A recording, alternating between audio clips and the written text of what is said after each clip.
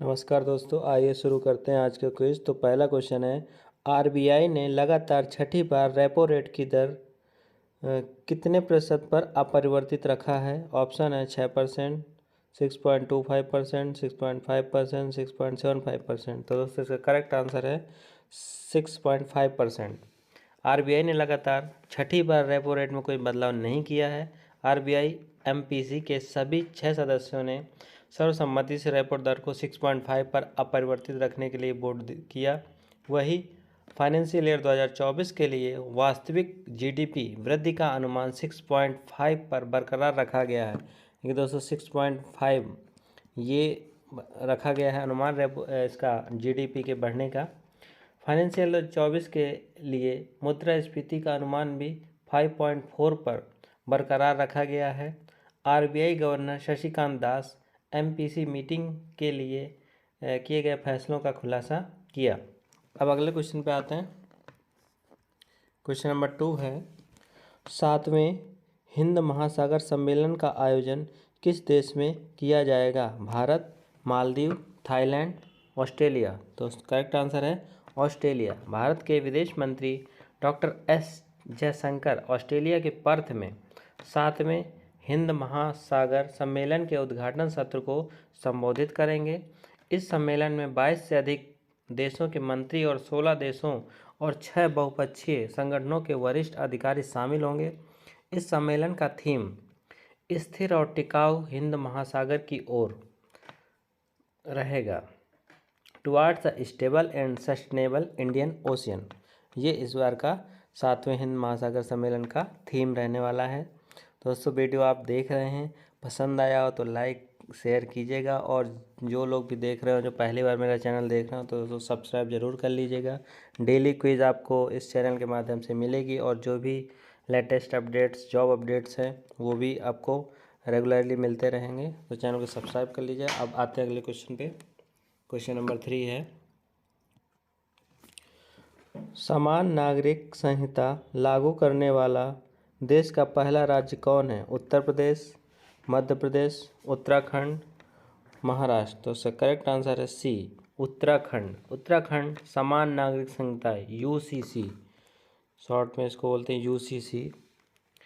UCC लागू करने वाला देश का पहला राज्य बन गया है। यूसीसी का लक्ष्य सभी नागरिकों के लिए एक समान कानूनों को मानकीकृत रखना है, चाहे उनका धर्म कुछ भी हो। उत्तराखंड में समान नागरिक संहिता लागू करने के लिए जस्टिस न्यायमूर्ति रंजना पी देसाई के नेतृत्व में एक समिति का गठन किया गया था। अब अगले क्वेश्चन पे आते हैं। टाटा समूह की e commerce unit Tata digital के नए सीईओ और एमडी के रूप में किसे नियुक्त किया गया है? ऑप्शन है नवीन ताहिलियानी, प्रतीक पाल, राणा कपूर, विनय कुमार सिंह। तो इसका करेक्ट आंसर ए है नवीन ताहिलियानी। टाटा समूह की e commerce unit Tata digital के नए सीईओ और एमडी के रूप में नवीन ताहिलियानी को नियुक्त किया गया है। नवीन प्रतीक पाल का स्थान लेंगे।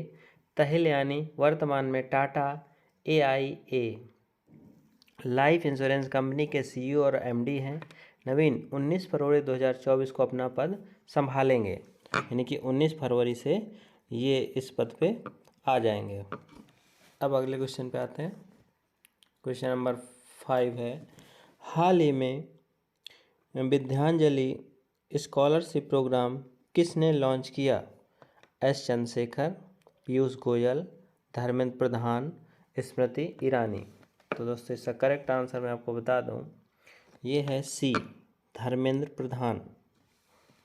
शिक्षा मंत्री धर्मेंद्र प्रधान ने हाल ही में ईडीसीआईएल विद्यांजलि स्कॉलरशिप प्रोग्राम लॉन्च किया है। इस प्रोग्राम के तहत उन छात्रों को मदद मिलेगी जिनके पास अच्छी शिक्षा प्राप्त करने के लिए पर्याप्त पैसे नहीं हैं। विद्यांजलि स्कॉलरशिप प्रोग्राम राष्ट्रीय शिक्षा नीति 2020 के अनुरूप है। अब अगले क्वेश्चन पे आते हैं। अगला क्वेश्चन है, कृषि मंत्री अर्जुन मुंडा ने हाल ही में कौन सा पोर्टल लॉन्च किया है? ऑप्शन है साथी पोर्टल, ऑप्शन बी रक्षक पोर्टल, सारथी पोर्टल, सृजन पोर्टल। तो दोस्तों इसका करेक्ट आंसर है सारथी पोर्टल, ऑप्शन सी करेक्ट है। कृषि मंत्री अर्जुन मुंडा ने हाल ही में प्रधानमंत्री फसल बीमा योजना सहित बीमा उत्पादों के लिए सारथी पोर्टल लॉन्च किया है। फसल बीमा से संबंधित शिकायतों के समाधान के लिए कृषि रक्षक पोर्टल और हेल्पलाइन नंबर 14447 भी लॉन्च किया है। अब अगले क्वेश्चन पे आते हैं।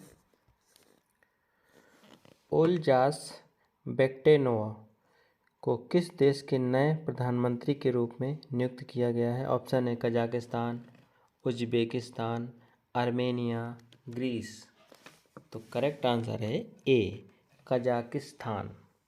मध्य एशियाई देश कजाकिस्तान के राष्ट्रपति ने अपने चीफ ऑफ स्टाफ ओल्जास बेक्टेनोवा को देश का नया प्रधानमंत्री नियुक्त किया है।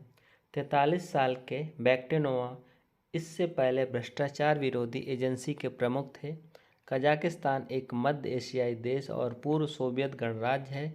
इसकी राजधानी अस्ताना, इसकी राजधानी क्या है दोस्तों? अस्ताना है कजाकिस्तान की। अब अगले क्वेश्चन पे आते हैं। क्वेश्चन नंबर 8 है, गुयाना के वर्तमान प्रधानमंत्री कौन हैं जो फरवरी 2024 में भारत का दौरा करेंगे? ऑप्शन है Justin Trudeau, Draupadi Murmu, Mark Phillips, Boris Johnson. तो दोस्तों करेक्ट आंसर है मार्क फिलिप्स। गुयाना के प्रधानमंत्री मार्क फिलिप्स 6 फरवरी से 11 फरवरी 2024 तक भारत की 6 दिवसीय आधिकारिक यात्रा पर हैं। इस यात्रा को दोनों देशों के बीच द्विपक्षीय संबंधों को मजबूत करने की दिशा में एक महत्वपूर्ण कदम के रूप में देखा जा रहा है। क्वेश्चन नंबर 9, फरवरी 2024 में उपभोक्ताओं को सीधे सब्सिडी वाला चावल उपलब्ध कराने के लिए सरकार द्वारा लॉन्च किए गए ब्रांड का नाम क्या है? ऑप्शन है भारत अनाज, भारत राइस, भारत एसेंशियल्स, भारत भोजन। तो दोस्तों इसका आंसर बता देता हूँ आपको। इसका आंसर है Bharat rice, option B correct है। केंद्रीय मंत्री पीयूष गोयल ने उपभोक्ताओं को सीधे सब्सिडी वाला चावल उपलब्ध कराने के लिए नई दिल्ली में भारत राइस ब्रांड लॉन्च किया।